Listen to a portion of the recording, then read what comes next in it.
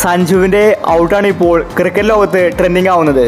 സഞ്ജുവിൻ്റെ ഔട്ടല്ലെന്നാണ് എല്ലാവരും പറയുന്നത്. ബൗണ്ടറി ലൈനിൽ കാല് തട്ടുന്ന വീഡിയോ ഇപ്പോൾ സോഷ്യൽ മീഡിയയിൽ പ്രചരിക്കുന്നുണ്ട്. അമ്പയർ എന്ത് മണ്ടനാണെന്നാണ് എല്ലാവരും ചോദിക്കുന്നത്. ഇതുപോലുള്ള കണ്ണുപൊട്ടന്മാരെ അമ്പയർ ആക്കരുതെന്നും ആരാധകർ പറയുന്നു.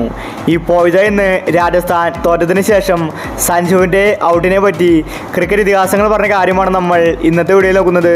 ഇതുപോലത്തെ IPL ന്യൂസിന് വേണ്ടി ഈ ചാനൽ മറക്കാതെ സബ്സ്ക്രൈബ് ചെയ്യൂ.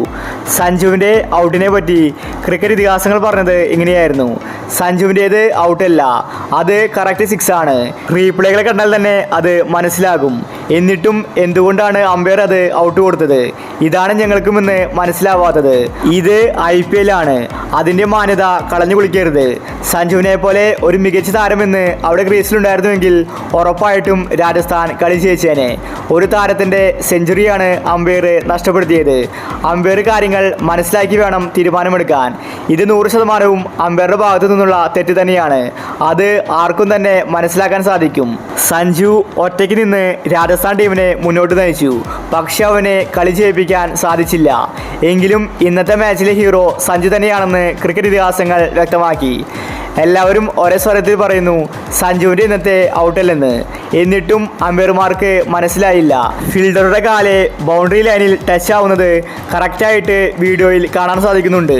എന്നിട്ടും ഇത്രയും വലിയ അമ്പയർമാർ ഇത് കണ്ടില്ലെന്നാണ് ആരാധകർ ചോദിക്കുന്നത്. അതോ മനഃപൂർവ്വം അമ്പയർ കണ്ണടച്ചതാണോ എന്നും അവർ ചോദിക്കുന്നു. അതുപോലത്തെ തീരുമാനമാണെന്ന് അമ്പയർ എടുത്തിട്ടുണ്ടായിരുന്നത്. വീഡിയോ കണ്ടാൽ നോർമൽ ആരാധകന് പോലും അത് മനസ്സിലാകും. അത് 6 തന്നെയാണ്.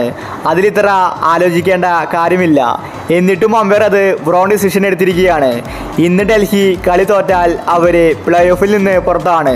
അതുകൊണ്ട് ഡൽഹി രക്ഷിക്കാൻ വേണ്ടിയാണ് അമ്പയർ ഇതുപോലത്തെ തീരുമാനമെടുത്തതെന്നാണ് എല്ലാവരും പറയുന്നത്. അപ്പോൾ ഇതുപോലത്തെ IPL ന്യൂസിന് വേണ്ടി ഈ ചാനൽ മറക്കാതെ സബ്സ്ക്രൈബ് ചെയ്യൂ.